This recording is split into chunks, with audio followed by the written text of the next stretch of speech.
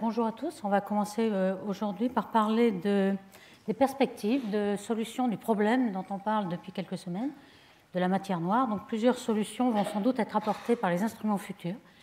Donc je vais essayer de vous parler de quelques instruments. Alors, dans les grands observatoires, il y en a de deux sortes. Je dirais qu'il y en a d'abord, ces trois ici sont de petits champs, c'est-à-dire on peut regarder de façon très profonde une petite région du ciel. Alors par exemple, pour commencer, ce qu'on appelle Extremely Large Telescope, pour être très prétentieux, mais qui est vraiment très très grand, c'est-à-dire 39 mètres. Si vous voulez voir la taille, vous voyez qu'il y a des petites voitures ici d'astronomes, qui sont quand même très petites, et qui est en construction, donc qui va sans doute commencer vers 2020 à donner des résultats, mais ce sera des petits champs avec des tas d'instruments optiques et infrarouges.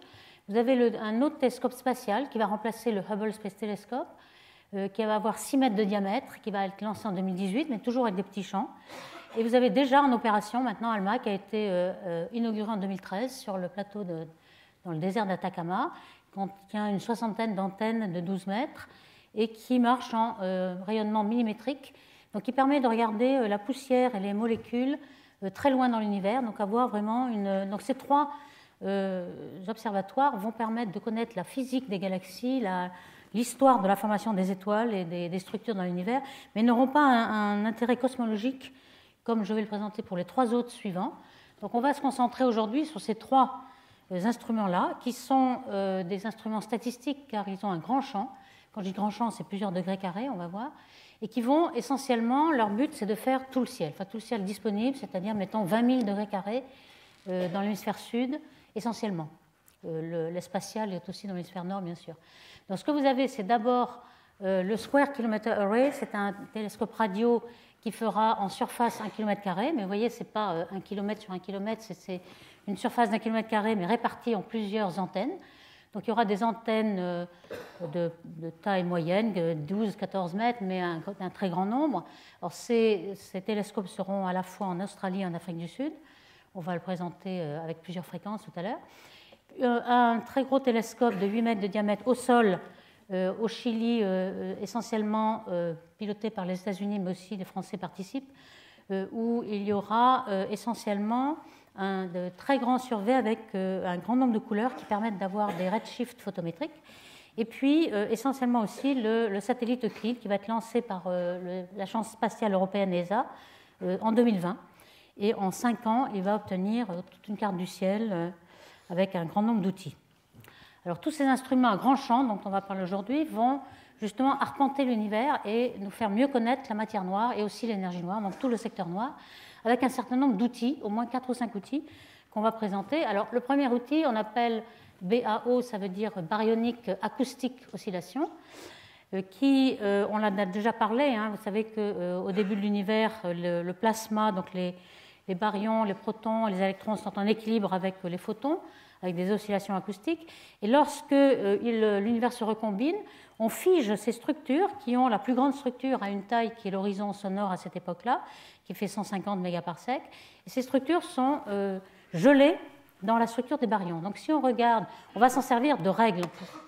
Ici, on a dessiné une règle qui a 150 mégaparsecs, et l'observateur va regarder à des instants différents dans l'univers, donc des redshifts différents, cette règle, et va pouvoir donc savoir de combien s'expanse l'univers. Donc savoir si on sait aujourd'hui que l'expansion de l'univers est accélérée, mais on le sait vers z égale 0, très proche de nous. Que s'est-il passé dans le futur? À partir de quand cette expansion s'accélère? Est-ce qu'il y a eu d'autres mouvements? Donc on va le savoir en mesurant ces milliards de galaxies qui vont être mesurées par ces télescopes grand champ dont je vous parlais, le 3 au moins. On va pouvoir tester à la fois la matière totale, la matière noire, et puis aussi l'énergie noire lambda et des biais, etc.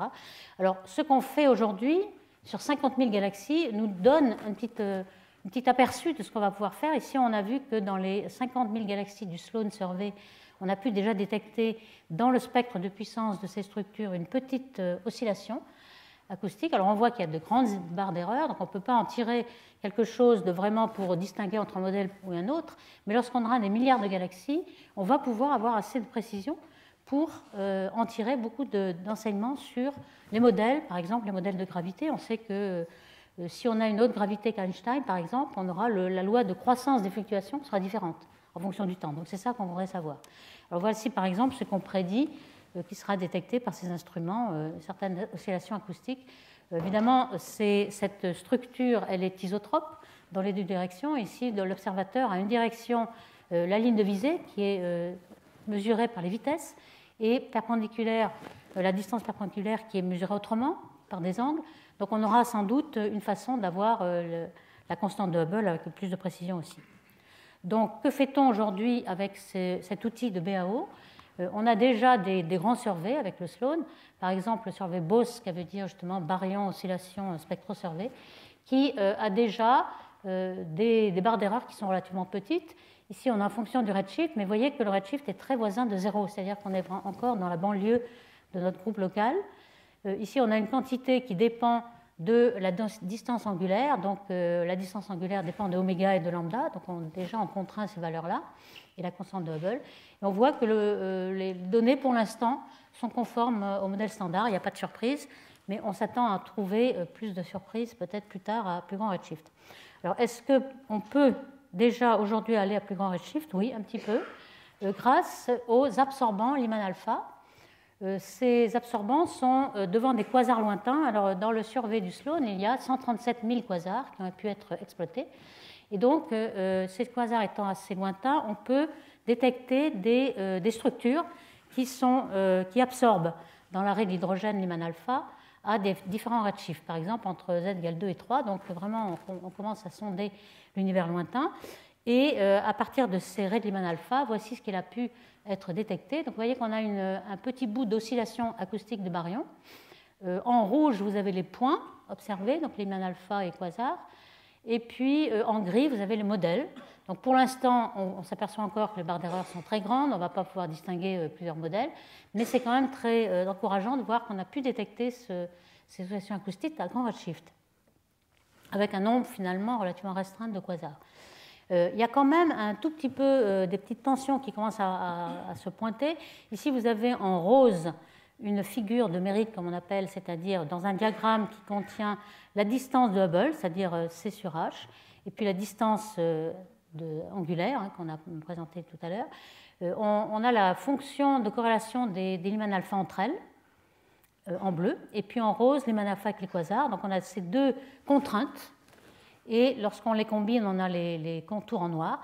On voit que le meilleur fit de ces données sont un petit peu en deçà de ce qui est prévu par Planck. Ici, Planck, c'est ce qui est en vert. Je ne sais pas si c'est très visible, mais on a une petite boîte d'erreur ici en vert qui semble complètement déconnectée du meilleur fit ici.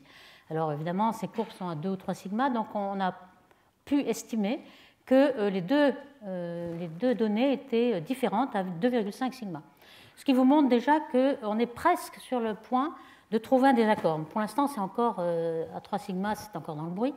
Donc on sent qu'il y a peut-être des choses à découvrir qui seront en dehors des modèles standards, parce qu'en fait, quand on regarde les résultats de Planck qui a été lancé en 2009 et qui ont eu des releases en 2013-2015, ils sont très très jolis, ils sont très précis, mais les gens sont en général un peu déçus parce qu'ils n'apportent rien de nouveau, on ne fait que confirmer le modèle standard qu'avait apporté WMAP.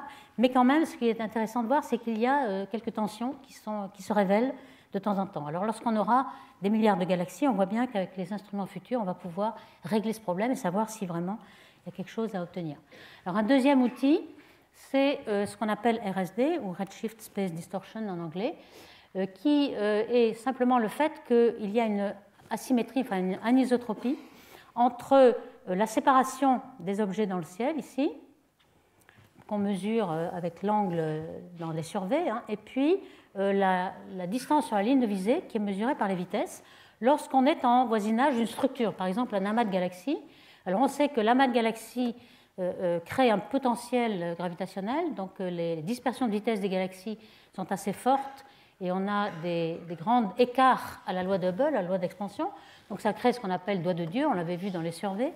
Et puis on a aussi un effet qui est au bord des amas, on a une chute de galaxies qui sont attirées par les amas. Les structures se forment encore.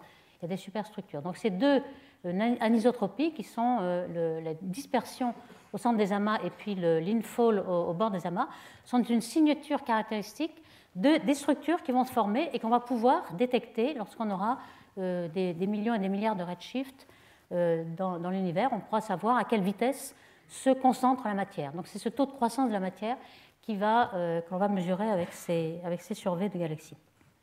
Alors qu'en est-il aujourd'hui de cet outil de RST? On a pu déjà faire quelques mesures, par exemple avec Vipers et puis d'autres surveys que vous voyez ici, listés ici. Donc dans ce diagramme, séparation sur le ciel et séparation sur la ligne de visée, on commence à voir des anisotropies qui ne sont pas sphériques ici, on a des effets de vitesse. Et donc on a pu porter dans un diagramme qui est le taux de croissance de ces structures, donc savoir s'il y a de plus en plus de contraste en fonction du redshift. Et on a ici la courbe à laquelle on s'attend si la gravité est celle d'Einstein, c'est-à-dire la relativité générale, RG, et un certain nombre de courbes, des pointillés et des petits points ou dash points, etc., qui sont tous les modèles de gravité modifiés qui ont été proposés. Par exemple, un des principaux, Dvali et al., le DGP, qui propose plusieurs dimensions, outre les 4 dimensions connues, ou des modèles F2R dont on a parlé dans les précédents exposés, donc des modifications à la loi d'Einstein. Et on voit que les surveys actuels ont des barres d'erreur telles qu'on ne peut distinguer aucun des modèles, en fait. Tous marchent aussi bien que la relativité générale. Mais on voit bien quand même qu'on est proche. C'est-à-dire que si on a beaucoup plus de galaxies que les surveys actuels, qui ont plutôt 10 ou 100 000 galaxies, on va pouvoir trancher et éliminer un grand nombre de modèles de gravité modifiée. Alors on voit déjà ici, par exemple, qu'il y a, comme on l'a vu tout à l'heure, des tensions avec les derniers résultats de Planck.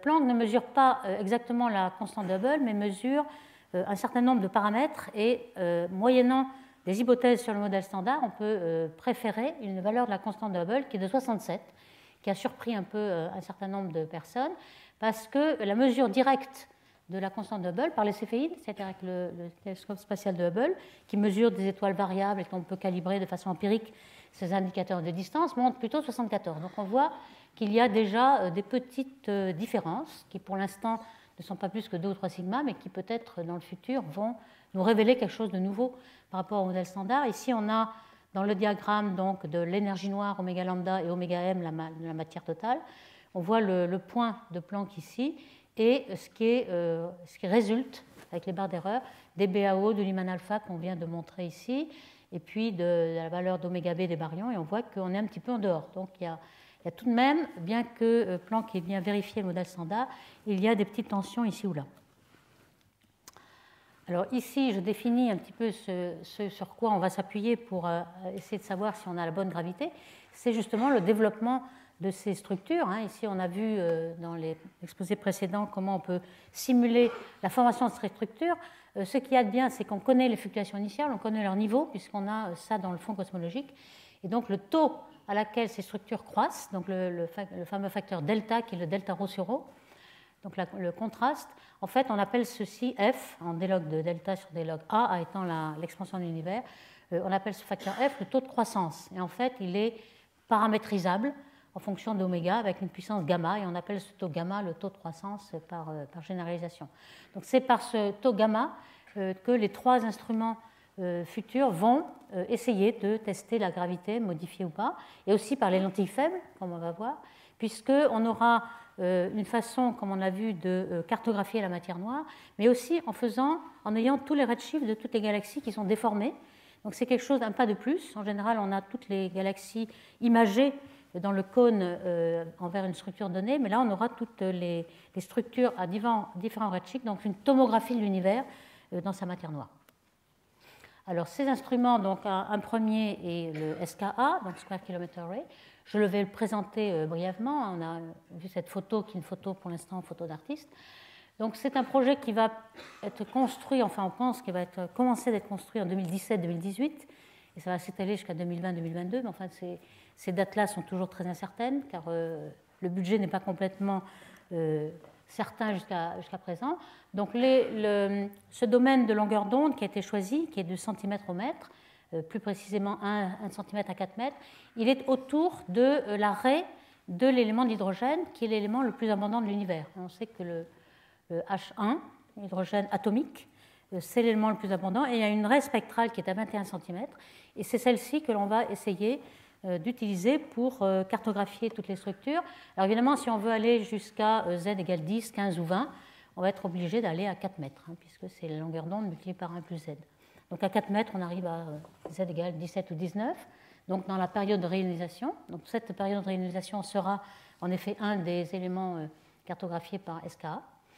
Et on voit que l'ambition est assez grande de cet instrument. Alors pourquoi il est vraiment beaucoup plus sensible que tous les radiotélescopes actuels? C'est que les radiotélescopes actuels sont des télescopes en général d'un pays donné, par exemple le VLA qui est aux États-Unis, on a en France Nancy, on a aux États-Unis Felsberg, chaque pays a son télescope. Pour SKA, c'est une autre politique, c'est tous les pays qui se sont mis ensemble, donc c'est un instrument mondial qui n'aura pas de concurrent. Il y a à peu près 19 pays qui ont signé jusqu'à présent. Il y a la Chine, l'Inde, l'Australie, l'Afrique du Sud, l'Europe, le Canada, etc. Donc c'est un télescope mondial, donc on a pu faire quelque chose qui serait 50 à 100 fois plus sensible que tout ce qu'on a aujourd'hui dans l'arrêt. Et puis comme en continuum, on a une bande beaucoup plus grande, on peut aller encore plus loin, 1000 fois plus sensible donc, dans les continuums radio. Alors la résolution angulaire, pour les objets qui seront très puissants, comme les noyaux actifs, vous aurez une ligne de base, c'est-à-dire les télescopes les plus lointains seront distants de 3000 km, ce qui permet d'avoir une résolution de 10 milliards de secondes, donc bien meilleure que le télescope spatial par exemple. Alors ce qui est aussi nouveau dans ces télescopes, c'est que c'est un petit peu de nouvelles technologies, si vous voulez. On a à la fois à haute fréquence des paraboles, comme on a vu dans le dessin, mais à basse fréquence et à moyenne fréquence, on aura d'autres types de télescopes, un peu comme celui-ci, où on aura des antennes qui ne bougent pas, des antennes fixes. Et au lieu d'avoir un délai pour faire des interférences entre les télescopes, normalement on a un délai d'arrivée de la lumière, qui normalement, lorsque vous avez des paraboles, est tout à fait analogique. Vous inclinez votre parabole vers la source en question, et le délai entre deux paraboles dépend de l'inclinaison, donc dépend de l'angle où est la source. Donc avec les délais entre les antennes, les délais d'arrivée des photons entre les diverses antennes, vous avez votre angle de direction où vous observez. Donc les délais vont être analogiques ici, donc on n'a plus besoin de bouger les antennes. Les antennes vont être fixes. Ici, vous avez des tuiles à l'intérieur desquelles vous avez un grand réseau d'antennes. Ces antennes sont fixes, donc le coût de l'antenne va être très peu cher. C'est pour ça qu'on peut en avoir 1 million de mètres carrés. C'est le coût du parquet, en fait. C'est pas très cher. Par contre, tout le prix va être dans l'électronique. Il y aurait des fibres optiques. Et vous allez corréler. Alors, pourquoi pas, puisqu'on a de l'électronique, on peut observer dans plusieurs directions. On a choisi d'observer dans 8 directions données. C'est-à-dire qu'on pourrait observer plus, mais à ce moment-là, ça coûterait plus d'argent. Donc, en 8 directions, c'est un peu le compromis, si vous voulez. Pourquoi? Parce que le champ de vue d'un télescope comme ceci, c'est 180 degrés. Vous avez tout le ciel. Mais vous observez, vous pouvez avoir de la résolution dans des directions privilégiées. Par exemple, on peut observer dans cette direction une galaxie, dans cette direction des pulsars, dans cette direction autre chose. Donc ça multiplie par 8, si vous voulez, votre télescope. C'est comme si vous aviez 8 télescopes. Okay? Donc c'est uniquement par des délais électroniques et des corrélations électroniques. Alors ça, on va voir plus tard quel est le nombre de données qui va arriver. Ça va être géant. Mais c'est le coût de l'électronique qui va remplacer le mouvement des télescopes. Alors donc voici un petit peu l'état un petit peu qu'on s'imagine. Hein. Ici, vous avez des paraboles, comme on a vu. Ici, vous avez les tuiles à moyenne fréquence, à haute fréquence, et à basse fréquence, vous avez ce genre d'antenne ici, qui sera en Australie. Ces deux-là seront dans l'Afrique du Sud, donc les paraboles et puis les tuiles. Donc, le grand avantage ici, c'est la sensibilité. Hein. Vous avez une surface équivalente d'1 million de mètres carrés. Donc, on verra, cette fois, ça va rendre possible l'observation de l'hydrogène dans les galaxies à un redshift jusqu'à Z égale 5, alors qu'aujourd'hui, les plus lointaines possibles sont 0,3, même en intégrant un très très grand nombre d'heures. On n'observe que des galaxies dans le voisinage de la Voie lactée, en fait. Alors ça, c'est très intéressant parce que, comme on a vu dans les premières séances, on sait que la matière noire dans les galaxies, elle est connue grâce aux courbes de rotation des galaxies spirales, et c'est essentiellement l'hydrogène atomique qui vous donne la matière noire. L'optique, en fait, actuellement, on voit des galaxies à Z égale 5, mais uniquement en optique, et on n'arrive pas à dériver la matière noire des galaxies. Donc ici, on fait un petit calcul pour vous montrer que la fonction de masse des galaxies en H1 à Z égale 0, celle qui est observée, ça va jusqu'à à peu près quelques 10 puissance 10 masses solaires par galaxie. Les plus grosses galaxies ont cette quantité d'hydrogène. Donc si on extrapole, voici en 360 heures quand même d'observation ce qu'on pourra détecter, c'est-à-dire à peu près 7000 galaxies à grand redshift, Z égale 4,5. Et c'est très intéressant cette période de 0,5 à 4,5 parce que vous le voyez ici, on a la formation d'étoiles en fonction du redshift, et on voit que l'activité, la formation des étoiles, le pic d'activité, c'est à z égale 2, et ça commence à peu près à z égale 5. Donc la période la plus intéressante pour savoir si les galaxies ont du gaz qui vont former des étoiles, c'est essentiellement de 0,5 à 5, donc cette période-là, qui est pour l'instant complètement inexplorée. Alors voici un peu le type de galaxies qu'on va pouvoir détecter, par exemple des naines comme le nuage Magellan, le petit nuage Magellan, on va pouvoir le détecter jusqu'à z égale 1, mais c'est 51 qui a une masse à peu près moyenne d'hydrogène atomique jusqu'à z égale 2 ou 3, et puis M101 qui est une très riche en gaz, on peut en avoir 2000 galaxies par degré carré et on en aura à peu près jusqu'à z égale 4 ou 5. Donc je vous rappelle ici toutes les galaxies, toutes les courbes de rotation de galaxies. En général, la galaxie optique se termine ici, là justement où il n'y a pas beaucoup de matière noire, et c'est tout ça qui nous indique, la courbe de rotation plate, qui nous indique quelle est la distribution de matière noire, et c'est ce qui est complètement inconnu hors du voisinage de la galaxie. On saura, par exemple, on sait qu'aujourd'hui que tous les baryons sont en dehors des galaxies, ils ont peut-être été éjectés à une certaine période quand on a formé des étoiles. Quand ça, on va peut-être le savoir en connaissant la quantité de matière noire qu'il y a dans chaque galaxie, la quantité de baryons. Et ça, ce sera uniquement avec SKA qu'on va pouvoir le faire. Alors, ce qu'on va pouvoir faire aussi, c'est la recherche de petits corps, de petites naines noires. Alors, on a déjà dit à plusieurs reprises que la théorie standard prévoyait des milliers et des milliers, peut-être 100 000 petits satellites autour de galaxies comme la Voie lactée, et on ne les voit pas, donc ils sont complètement noirs, faits de matière noire. Alors l'idée est de dire, peut-être que comme l'hydrogène atomique est très étendu autour des galaxies géantes, si un compagnon passe au voisinage de gaz, il va peut-être accréter un peu de gaz. Donc on pourrait peut-être, en recherchant bien, en cherchant dans les vides ou dans les espaces vides d'étoiles, est-ce qu'on peut détecter des nuages de gaz qui témoigneraient de l'existence de tous ces halos noirs qui sont supposés par la théorie standard. Alors ça, c'est une recherche qui a été faite par un projet qui s'appelle Alpha-Alpha, qui a été fait à Recibo. On a un télescope de 300 mètres de diamètre, donc 80 000 m², ce qui est le plus grand actuellement. Et ils ont regardé, vous voyez ici, ça ne va pas très loin, c'est 6 000 km, donc c'est un petit redshift, 0,1, 0,2.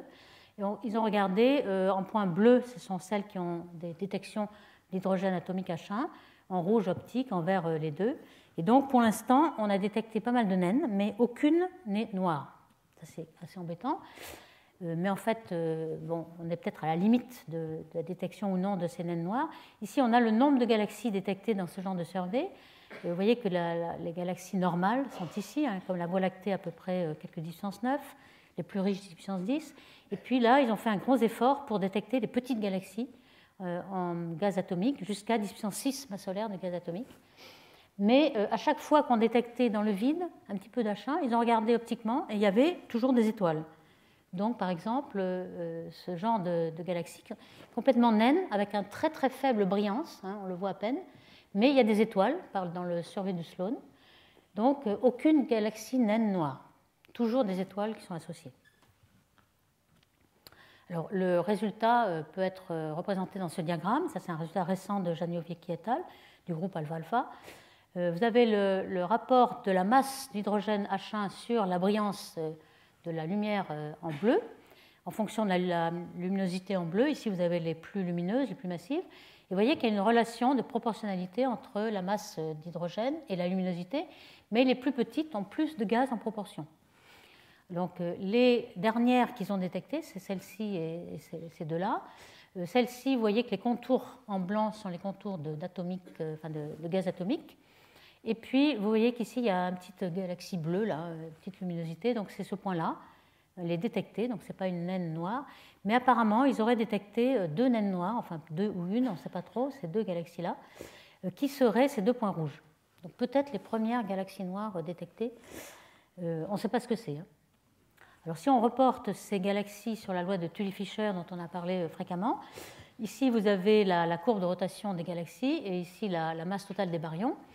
Ces points-là ont l'air d'être un petit peu en dehors.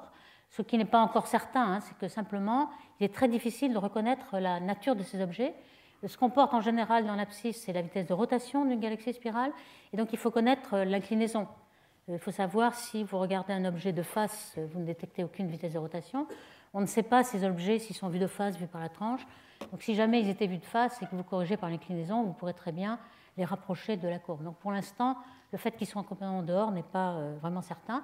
Mais vous voyez qu'on est encore une fois à la limite de trouver quelque chose. Et donc lorsque SCA sera là, donc en 2020, on aura peut-être d'énormes découvertes à faire. Peut-être on va découvrir toutes ces naines noires qui ont été prédites. Alors un petit peu, on peut reporter aussi ce résultat sur cette courbe qui est la fraction de baryons dans les galaxies en fonction de la masse du halo noir. On sait que normalement la fraction universelle de baryons de l'univers, elle est bien au-dessus de celle qu'on voit dans les galaxies.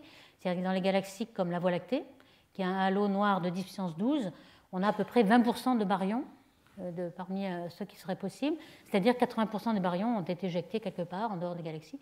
Et les naines noires que l'on cherche sont ici. Donc on essaie de trouver, est-ce que la pente de cette courbe va droit ou va tomber. En fait, ce qu'on prédit, ce que prédisent les résultats d'alpha, c'est que cette courbe descend énormément, c'est-à-dire qu'il y a beaucoup plus de galaxies très très noires que prévu, puisqu'on n'a même pas vu le H1 dans ces galaxies par rapport à ce qui était prévu. Ça, c'est difficile à expliquer tout de même parce qu'on ne sait pas qu'est-ce qui va éjecter les baryons de ces galaxies. Il n'y a pas d'étoiles, donc on ne peut pas dire que c'est de la supernovae et des vents stellaires. On pourrait dire que c'est la réionisation au début de l'univers qui va chauffer et enlever les baryons, mais cette réionisation prédit une petite chute, mais pas du tout une grande chute. Donc pour l'instant, ce domaine est encore très ouvert et on espère que les instruments futurs pourront clarifier la question. Donc pour le satellite Euclide, il y a énormément de projets qui sont prévus avec ce lancement en 2020. Alors, plusieurs outils, j'en dirai que quelques-uns. On va arpenter l'univers, un peu comme cette image le montre ici, c'est-à-dire on va utiliser tous ces outils dont on a parlé, BAO, RSD, aussi les lentilles faibles dont on va parler, les amas de galaxies, quand est-ce qu'apparaissent ces amas, quand est-ce que le contraste des structures est assez grand, ça va nous renseigner sur la gravité. Et tous ces outils vont pouvoir nous donner l'équation d'état de l'énergie noire, que l'on écrit en général, la pression est égale à un petit paramètre W dont on ne connaît rien et la densité ρ d'énergie noire.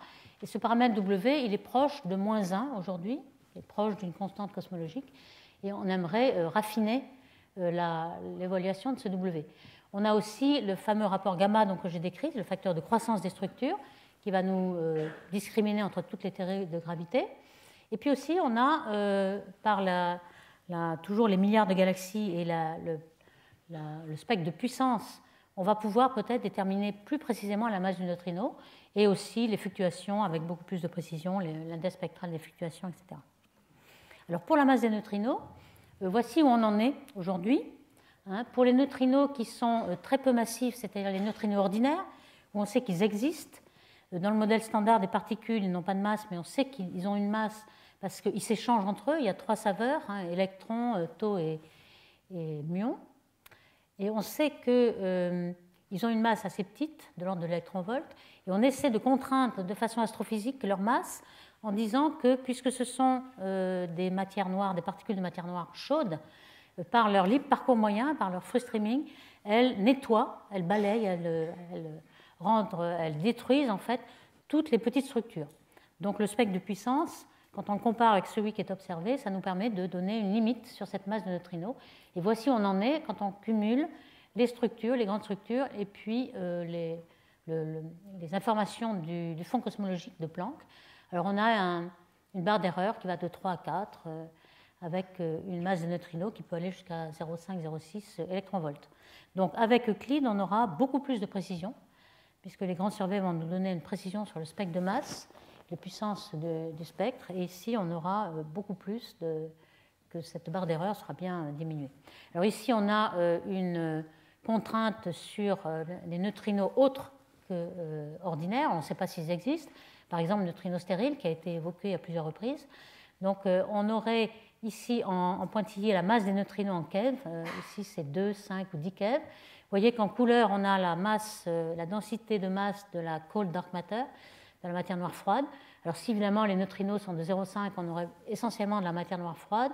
Si les neutrinos sont de 5 ou de 10 keV, à ce moment-là on aurait très peu de matière noire froide et beaucoup de matière noire chaude, donc de la matière noire tiède. Donc tout ça on n'en sait rien, mais on va pouvoir contraindre ceci avec Euclide. Alors voici, on a évidemment il y a un consortium de plus de 1200 personnes qui se penche sur les prédictions qu'on peut faire avec Euclide pour se préparer au télescope qui va être lancé en 2020. Donc ils ont calculé précisément, avec ce qu'on sait des instruments, quelle est la barre d'erreur qu'on peut attendre sur justement ce facteur de croissance des structures en fonction du redshift et comparé avec les modèles de gravité modifiés. Donc vous voyez que les barres d'erreur pour Euclide vont être très petites. Les barres d'erreur aujourd'hui sont de cette amplitude-là et Euclide va observer entre 0,5 et 2. Vous voyez qu'on va pouvoir vraiment, alors si c'est la relativité générale, on va pouvoir le savoir avec une grande précision et éliminer tous ces modèles, par exemple le modèle de Dvali et al. En vert, ou bien des tas d'autres modèles de matière noire couplée avec l'énergie noire, ou bien d'autres modèles ici. Donc on voit qu'on est vraiment sur le point d'éliminer un grand nombre de modèles de gravité modifiée. Ça va faire le vide, en quelque sorte. Alors si je remets ça, alors là ici on l'avait normalisé à sigma 8, si on ne le renormalise pas, ça permet de voir un petit peu plus en détail. Il y a plusieurs estimations selon qu'on est optimiste, vous voyez en bleu clair, ou pessimiste en orange. Mais enfin, même pessimiste, les bases de barres d'erreur sont très petites. Donc on va pouvoir quand même éliminer pratiquement tous les modèles de gravité modifiée si Euclide a bien ces spécifications-là. Donc Euclide n'a évidemment le but principal de ce télescope, c'est de déterminer la matière noire et l'énergie noire, tout le secteur noir, mais on aura beaucoup d'autres choses. Je passe en rapidité. On aura 15 000 degrés carrés d'observés, 12 milliards de sources. Et puis aussi, il y aura des redshifts, un spectro qui est à bord, qui pourra avoir 50 millions de spectraux. Toutes les autres, on aura seulement des images, et il faudra un autre survey, comme celui du LSST, au sol, ou alors d'autres grands télescopes, pour faire les redshifts de toutes ces milliards de sources. Ça va être surtout fait en photométrie, c'est-à-dire avec un redshift photométrique, plus que spectro, qui est beaucoup plus cher. Alors, par exemple, ici, au lieu d'avoir des lentilles fortes, aujourd'hui on en a 10 ou 200, on va en avoir 300 000. Alors, on va s'intéresser aux lentilles fortes en particulier. Alors, des lentilles fortes, voici ce que nous avons aujourd'hui. Les meilleures lentilles, il y en a 60 avec le télescope spatial. Ce que vous voyez là, c'est 60 objets qui ont des anneaux d'Einstein ou des arcs autour d'une lentille. Alors, en général, la lentille est jaune, c'est de vraies couleurs. La lentille a un certain redshift devant vous, et l'objet lointain, dont les rayons lumineux ont été déformés pour former un anneau d'Einstein, en général, il a une autre couleur, donc il est bleu. Vous voyez des anneaux bleus ici, c'est assez joli. Et avec ces lentilles fortes, on peut faire énormément de découvertes, comme on va le trouver. Alors ici, ça a quand même été accumulé en plusieurs années avec le Sloan et aussi l'ACS, l'Advanced Camera de Hubble, ici. En 2 mois de Euclide, voici ce que vous aurez. Ici, vous avez les 60 du SLACS que j'ai mis là. Et vous voyez un petit peu, c'est multiplié au moins par 100. Déjà en 2 mois, donc en 5 ans de travail d'Euclide, vous aurez au moins 100 000 anneaux d'Einstein. Avec SCA aussi d'ailleurs. SCA va regarder la même surface en degrés carrés et peut-être on l'aura un petit peu plus tard. Alors vous allez me dire pourquoi le refaire avec SCA, mais ça va être tout à fait complémentaire. Parce que SCA, c'est de la radio. On va l'avoir en continuum radio, donc on aura des données complémentaires, par exemple s'il y a un noyau actif ou un jet radio autour de la source, on aura un anneau d'Einstein qui sera un peu différent d'un anneau d'Einstein optique. Donc ça va nous donner des résultats complémentaires et donner encore plus de contraintes sur la matière noire. Alors par exemple, ce qu'on pourra déterminer si on a 100 000 petits compagnons autour de la Voie lactée, comme ici, plein de halos noirs, ou alors si c'est de la matière noire chaude et qu'on n'a pas du tout de halo noir. Est-ce qu'on peut déjà aujourd'hui faire des études pour le savoir? Alors ça, c'est en effet ce qui a été proposé. Par exemple, vous avez ici une lentille gravitationnelle qui fait un certain nombre d'images. C'est-à-dire qu'un quasar derrière a été dévié, la lumière qui est venue a été déviée par une lentille. Vous l'avez ici en radio, vers 15 GHz. Vous avez une image ABCD. E, en fait, se révèle être la lentille. On voit bien en optique, c'est le même objet. Vous voyez ABC et D aussi. Et G1, c'est la galaxie lentille qui dévie les rayons lumineux et correspond à E. Donc, ce qu'on peut voir ici, c'est que vous avez des lentilles qui parfois sont multiples. Alors, elles sont multiples parce qu'on voit plusieurs galaxies, G1, G2. Donc, on a de la sous-structure visible. On a aussi de la sous-structure visible. Là, c'est très clair. On a une petite galaxie G4. Alors, tout ce qui est G, c'est les galaxies lentilles devant. Et les arcs, c'est les galaxies derrière qui ont été amplifiées.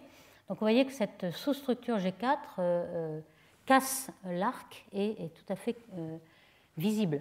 Donc ce qu'on cherche ici, c'est que s'il y avait beaucoup de petits halos noirs, on verrait ce genre de cassure d'arc sans voir la galaxie. Donc un halo complètement invisible. Pour l'instant, ce qu'on voit, c'est les cassures dues aux sous-structures visibles, aux petits compagnons visibles. Est-ce qu'on a parfois des cas où on voit l'arc complètement couplé sans qu'on ait de sous-structure visible? Et c'est ce qu'on cherche. Alors pour l'instant, c'est quand même assez difficile, personne n'en a encore découvert. Voici un peu le genre de simulation qui est faite. On fait d'abord une modélisation tout à fait lisse d'une structure comme s'il n'y en avait qu'un seul galaxie assez massive. Et puis on superpose des petites sous-structures, des petits halos noirs dessus, et on regarde ce que ça donne. Ici, par exemple, vous avez un anneau d'Einstein vu en infrarouge avec le HST. Et ici, on superpose dessus ce qui est vu en radioastronomie, donc à quelques gigahertz de fréquence, avec une grande résolution qui est l'interféromètre Merlin ou l'interféromètre VLBI d'Européen. Vous voyez qu'on a une très très bonne résolution. Ici, on a 3 milliards de secondes de résolution. Donc on peut même avoir plus de résolution qu'avec le télescope spatial. Donc avec cette résolution-là, et donc SCA aura ce genre de résolution, on va pouvoir faire des contraintes assez grandes. Par exemple ici, on a un exemple très clair où on a de la sous-structure, mais elle est visible. On a par exemple les données. Si on fait un modèle tout à fait lisse, on voit qu'on représente à peu près, mais quand on fait le résidu, c'est-à-dire les données moins le modèle, on voit que ce n'est pas bon du tout. On devrait trouver 0 ici. Donc on voit qu'il y a des sous-structures. Donc on voit que les sous-structures que l'on voit vraiment visibles, elles sont aussi visibles dans le modèle. Et voici la source. Donc il est possible de pouvoir déduire parfois des sous-structures noires. Alors voici un petit calcul d'une donnée observée donc, de l'antigravitationnel d'Einstein. Et voici le modèle, tout à fait symétrique. Vous voyez qu'ici, l'arc n'est pas perturbé. Et on a rajouté une petite structure à la main, hein, c'est juste pour faire une simulation. Cette petite structure a une masse de 10 puissance 7 masse solaire.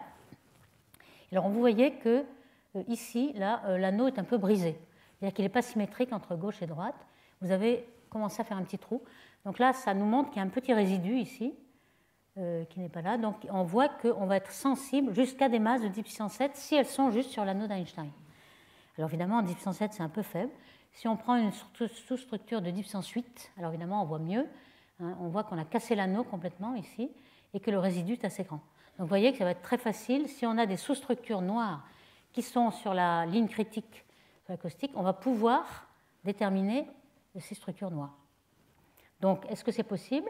Alors évidemment, s'il y a 10 puissance 9, a fortiori, hein, on a complètement perturbé l'anneau, on a des résidus qui sont assez grands, donc on voit que 10 puissance 9, on va pouvoir. Alors évidemment, il faut que cette structure noire soit un petit peu dans la ligne critique pour avoir cette amplification. Alors ce principe a été fait. Alors ici, vous voyez que la sensibilité à la masse est fonction de la position par rapport à l'anneau d'Einstein. Ici, ce que vous voyez en couleur, c'est la masse de la sous-structure en unité de puissance 10. Donc ici, vous avez 10 puissance 10, 10 puissance 9 et 3 10 puissance 8. Donc en bleu, si on est vraiment correspondant à l'anneau, on peut détecter 3 10 puissance 8. Mais évidemment, ici, vous ne pouvez rien détecter. Donc vous pouvez détecter que dans un certain anneau les sous-structures. Donc ça a été fait avec 12 anneaux d'Einstein. C'est ce qu'il y avait disponible, qui était bien mesuré avec un bon rapport simulation-bruit. Donc c'est un papier récent de Veggetti et al. Et ils ont donc contraint la fraction de masse qu'il y avait dans les sous-structures noires. Donc ce que vous voyez ici, c'est les contours. Alors si on suppose aucun a priori, on a des barres d'erreur qui sont très grandes en bleu. Et si on fait un a priori sur le spectre de masse des sous-structures, en disant que c'est une loi de puissance avec alpha et que alpha c'est une gaussienne autour de 1,9, c'est à peu près ce qu'on observe. Hein. Donc à ce moment-là, on a des barres d'erreur qui sont plus petites. Et on commence à arriver à ce qui est prédit par la théorie standard, c'est-à-dire une fraction de 1%.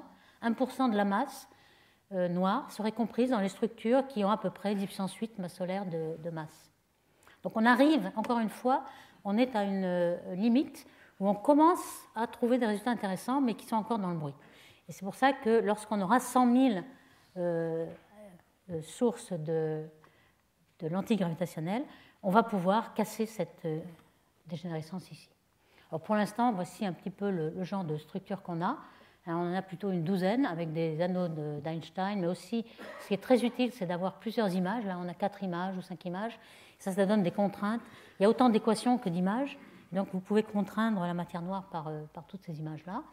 Ce qu'on a en optique, c'était infrarouge, ici optique. Vous voyez un peu le nombre d'anneaux d'Einstein qui sont un signal sur bruit assez grand. Et puis en radio, puisqu'on va aussi observer avec SK1, ce sont les premiers anneaux d'Einstein qui ont été détectés, ont été en radio, en 87, c'était celui-ci. En fait, Einstein avait prédit la formation des anneaux en 1937. Il avait dit que lorsque la source et la lentille étaient exactement alignées avec l'observateur, on avait symétrie et donc formation d'un anneau, mais il avait considéré que ce serait complètement improbable d'avoir une telle coïncidence et que ce ne serait jamais observé.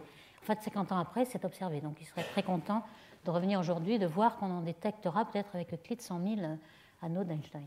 Enfin, ici, donc, vous avez des anneaux ici complètement radio, donc qui correspondent à des quasars et à des jets radio. Donc, c'est avec ça que SK pourra en avoir 100 000.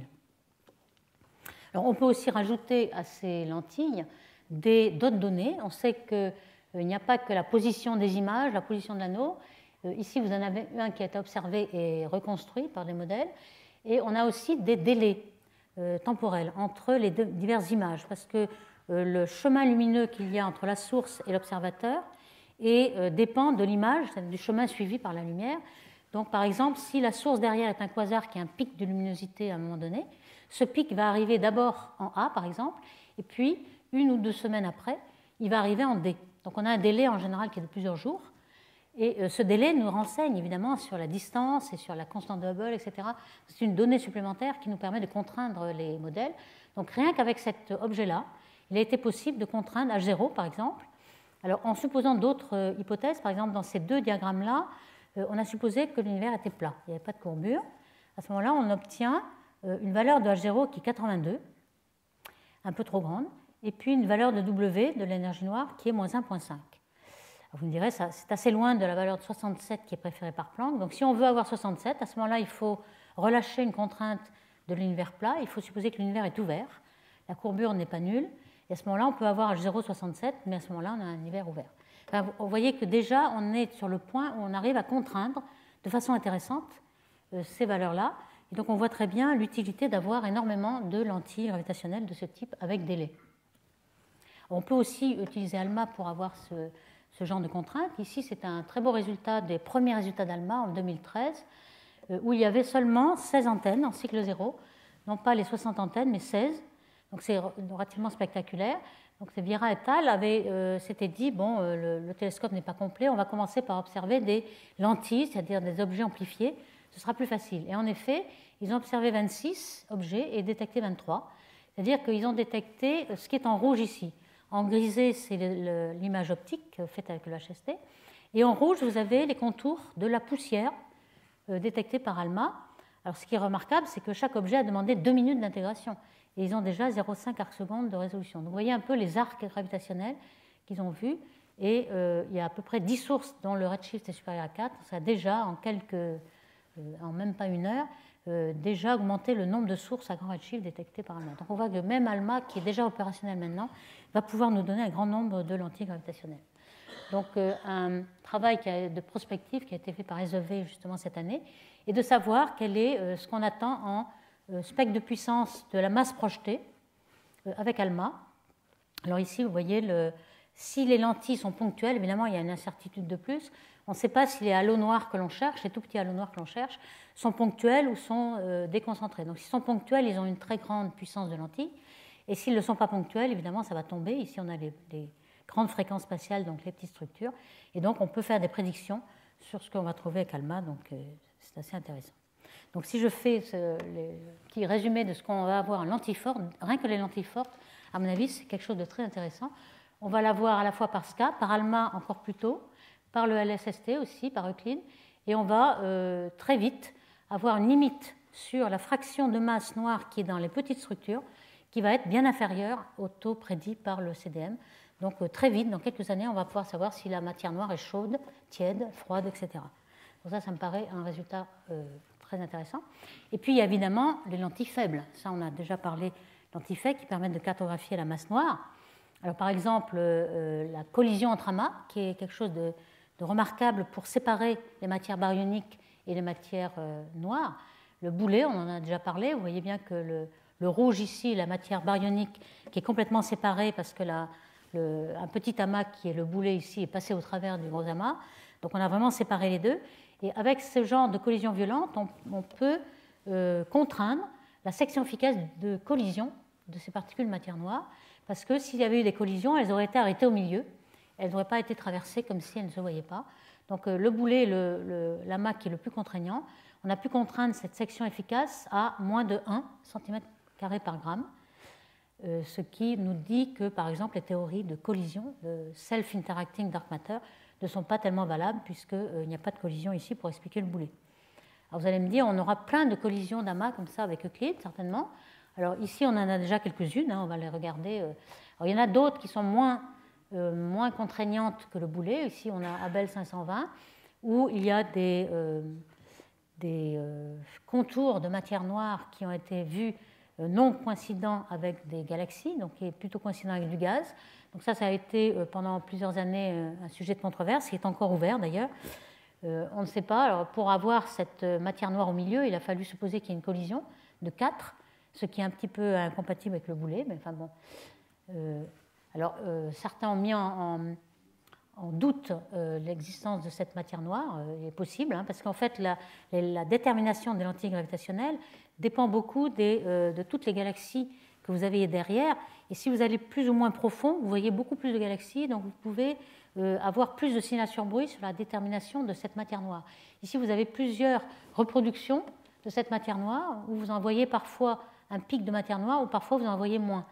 Donc certains auteurs, il y a eu beaucoup d'auteurs sur ce genre d'amas, les premiers avaient trouvé de la matière noire au centre, d'autres n'en trouvent pas, d'autres en trouvent. Par exemple, les Japonais, ici, ont fait cette étude avec leur télescope Subaru. Et vous voyez un peu les contours de matière noire qu'ils trouvent. On a l'impression qu'il y en a un aussi au centre, comme avait trouvé Madavi. Mais c'est un petit peu contraire à d'autres études. Giatal ont encore trouvé un pic de matière noire. Mais très souvent, ils sont un peu à la limite de validité, peut-être à 3 ou 4 sigma. Et lorsqu'on va plus profond dans l'observation des galaxies de fond, certaines structures noires disparaissent. Donc pour cela, il faut quand même attendre d'avoir plus de galaxies de fond, donc avec les instruments futurs. Ici, vous avez justement une étude de plusieurs simulations avec un nombre de galaxies différentes. Donc ça, c'est des réalisations un petit peu au hasard. Et on voit qu'en effet, de temps en temps, vous avez de la matière noire au centre, de temps en temps pas. Donc on voit bien que c'est un petit peu fragile. Alors quel est le nombre d'amas en collision qui a été observé aujourd'hui? En fait, on a vu qu'il y avait le boulet, il y avait cet Abel 520, et il y en a peut-être 3 ou 4 autres, mais pas plus. Donc on en est là. C'est-à-dire que pour l'instant, on aimerait bien avoir justement ces instruments futurs pour en avoir le cœur net. Ici, vous en avez un qui s'appelle El Gordo. En espagnol, ça veut dire le gros. Il est très gros, en effet, quelques 10 puissance 15. Les rayons X sont vraiment complètement décalés par rapport aux galaxies et à la matière noire. Ici, vous avez une reproduction de la matière totale dans cet amas El Gordo. Et on voit cette fois que le gaz X a été complètement déplacé, même au-delà des galaxies, au-delà de la matière noire. Sans doute, il y a eu une collision et puis les galaxies sont revenues. Donc, ce n'est pas la première entrée de l'amas dans le deuxième amas. Donc, ici, c'est un petit peu plus complexe. Il y en a qu'on appelle, qui sont beaucoup plus lents. Au lieu d'un boulet, c'est une balle de mousquet. C'est beaucoup plus lent, probablement. Donc, ici, on voit qu'il y a un peu ce système-là, avec les contours en rouge qui est le gaz chaud, les baryons. Et puis, en noir, ici, vous avez la matière noire. Et on voit qu'il y a une séparation totale. Et là, il a été possible de donner une limite supérieure aussi à la section de collision, mais elle n'est pas aussi bonne que pour le boulet. Il y a aussi des tout petits boulets, c'est-à-dire des petites galaxies. Ce sont des groupes de galaxies, ce ne sont pas des amas. Vous voyez qu'on a 2 10 puissance 14. Pour un amas, on aurait plutôt 10 puissance 15. Donc, on a ces petites galaxies qui ont des lentilles fortes en même temps que lentilles faibles. Ce qui a été en blanc ici, c'est la matière noire, et en bleu, le gaz chaud. Donc, on a aussi séparation. Et puis enfin le baby boulette, parce qu'il est quand même plus petit que le boulette. Enfin, il n'est pas si petit que ça, 6 puissance 14 masse solaire. Et on voit que c'est un petit peu la même configuration. Tout le gaz chaud est au milieu et les galaxies, tout ce qui n'est pas collisionnel est au bord. Donc la collision ici est aussi assez intéressante. Et finalement, là on l'a appelé la boîte de Pandore, parce qu'en fait il y a beaucoup d'amas qui sont en collision. Donc le petit schéma qui a été fait est celui-ci. Vous avez un gros amas et un certain nombre de petits amas qui tombent dessus. Et on voit qu'il y a toujours séparation entre la masse noire qui est en bleu et le gaz chaud qui est en rouge. Cette fois-ci, il y a 5 sous-structures, donc c'est quand même assez compliqué. On peut quand même contraindre la section efficace de collision de la matière noire ici, mais ça dépend quand même du scénario de collision, donc ça commence à être un petit peu plus complexe. Alors je vais terminer par vous donner quelques éléments de données, de flot de données qui va nous tomber dessus à partir de 2020, parce qu'on a parlé de milliards de galaxies, on a parlé de 50 millions de spectres de galaxies, mais ça va être beaucoup de données à traiter. Alors ici, je vous montre les petites maquettes, hein, c'est toujours intéressant de voir un petit peu la taille qu'ont ces structures. Ce qui va avoir lieu en Afrique du Sud, ces deux-là vont être en Afrique du Sud. Là, c'est des paraboles à haute fréquence. Vous voyez un petit peu la taille de la voiture, c'est en gros 14 mètres de diamètre. Ici, vous avez à moyenne fréquence les tuiles qui ne bougent pas. Et ici, vous avez en Australie donc les basses fréquences. Ce nombre d'antennes est assez faramineux puisque vous avez 900 stations et chaque station contient 300 antennes de ce type. Donc ça, c'est des antennes dipolaires qui ne bougent pas. Mais vous avez en plus 96 paraboles de ce type-là. Alors ces paraboles-là, c'est une vraie photo. Actuellement, il y a déjà un début qui s'appelle ASCAP et qui contient 36 paraboles. Mais ils vont augmenter le nombre et en avoir 96. Donc il y a toute une palette de fréquences qui vont être observées avec SCA. Et puis avec le LSST, je n'avais pas encore donné de chiffres, hein, mais vous allez surveiller tout le ciel du sud, hein, les Tuchili, jusqu'à une déclinaison de 15, avec 2 surveys principaux, un qui va être profond mais moyennement profond, mais très étendu, donc tout le ciel, avec une certaine magnitude limite dans toutes ces couleurs-là. Donc c'est multicouleur. Et puis parfois des champs bien précis qui vont être très focalisés et très profonds. Mais le caractère très spécial de ce télescope, c'est qu'il va avoir un aspect temporel, c'est qu'il va avoir des pauses très courtes. Alors le champ est de 10 degrés carrés, hein. Chaque fois il fait un champ de 10 degrés, mais avec des pauses de 10-15 secondes, ce qui fait que chaque partie du ciel sera visitée 800 fois. Et on va pouvoir regarder tout le ciel en 3 jours. D'où la survey des objets transitoires. Alors pour ce cas, le défi qui va nous arriver dessus, hein, c'est quelques pétabytes par seconde. Pour l'instant, on ne sait pas le traiter. Hein. Donc on espère qu'avec le progrès de la loi de Moore et le progrès des ordinateurs, on arrivera en 2020 à traiter cela. Mais pour l'instant, il faudrait plusieurs machines de pétaflops qui travaillent en continu, c'est-à-dire 100 millions de PC en continu qui travaillent pour réduire les données qui arrivent. Donc c'est assez gigantesque. Quand vous regardez ce qui arrive à l'heure, hein, donc les données, c'est quelques exabytes. Exabyte, c'est 10 puissance 18, hein, je ne l'ai pas dit, pétabyte, c'est puissance 15. Donc vous avez pour les paraboles, donc à haute fréquence, vous aurez 10 fois le débit d'Internet du monde entier aujourd'hui. Alors, je ne sais pas ce qui sera en 2020, mais si vous basez avec le débit Internet aujourd'hui, vous en avez 10 fois, et pour les réseaux phasés, moyenne fréquence, 100 fois. Vous voyez un petit peu le taux de données que vous allez recevoir. Alors on espère que les robots vont traiter les données à notre place. Pour le LSST, là, comme on dit, on observe tout le ciel en 3 jours. Donc ça permet de voir tous les objets variables, donc les supernovae, les comètes, les astéroïdes, tout ce qui varie va être vu, puisque même dans une seule nuit, vous avez 30 secondes de période, et puis on verra plusieurs fois dans la nuit des objets qui pourraient varier à l'ordre de l'heure. Et chaque nuit, vous aurez 2 millions d'alertes d'objets variables qui seront répartis dans le monde entier en 60 secondes. Donc on pense que c'est de ces 2 millions d'alertes, il y aura peut-être des centaines, de 300 ou 400 supernovae par nuit qui seront détectées. Et ces supernovae sont très intéressantes puisque, comme vous le savez, ces supernovae de type 1A sont celles qui nous permettent d'échantillonner les distances de l'univers et de savoir, sont celles qui ont permis en l'an 2000, d'avoir l'accélération de l'expansion. Donc ces supernovae de type 1A, dont on va avoir quelques centaines par nuit, vont être ajoutées aux données qu'on va avoir pour traquer l'énergie noire avec précision. Pour donner un ordre de grandeur, actuellement, on a seulement 200 supernovae de type 1A qui sont disponibles et bien étudiées. Donc là, on va en avoir énormément. Donc voici le nombre 15 terabytes par nuit qu'il va falloir détecter. Alors vous allez me dire, bon, ça, le LSST, la CESCA, et pour Euclide, ben ça c'est ridicule, hein, 100 gigabytes par jour. Vous pouvez réduire toutes les données d'Euclide par un petit portable. Alors pourquoi ? Parce que simplement, c'est le débit que nous donne la liaison avec l'espace. Hein. On a dû réserver un certain taux et il est tout petit. tout petit. Alors évidemment, il y a beaucoup de choses qui vont être traitées sur le satellite et ensuite on donne des résultats un petit peu réduits. Mais vous voyez que chaque portable peut avoir 100 gigas par jour, il n'y a aucun problème. Donc si vous avez peur des grandes données, vous pouvez vous spécialiser dans Euclide, mais pas dans ce cas, en quelque sorte. OK. Donc je conclus.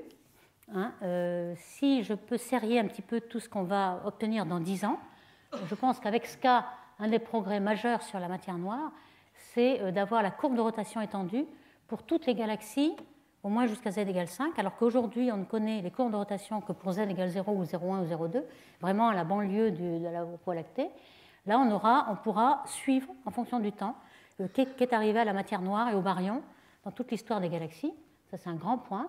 Avec Euclide et SCA, on va découvrir des centaines de milliers de lentilles fortes et pouvoir contraindre avec très grande précision si on est vraiment entouré d'un grand nombre de halos noirs, la fraction de matière noire dans ces sous-structures. On peut aussi, avec des lentilles faibles, cartographier les amas de galaxies, donc toute la tomographie que l'on aura avec les redshifts, que l'on n'a pas aujourd'hui, donc des grandes cartographies de matière noire. Et puis aussi d'avoir le taux de croissance des structures avec Euclide, le RSD, le BAO, et qui vont nous éliminer un grand nombre de théories de gravité modifiées. Aujourd'hui, on a 3 ou 4 papiers de gravité modifiée par jour. Et donc, toute cette activité va devoir être restreinte, du moins se rabattre sur les modèles qui vont rester à l'époque. Mais une grande partie de ces modèles va être éliminée, au moins dans 10 ans. Donc, je vous remercie.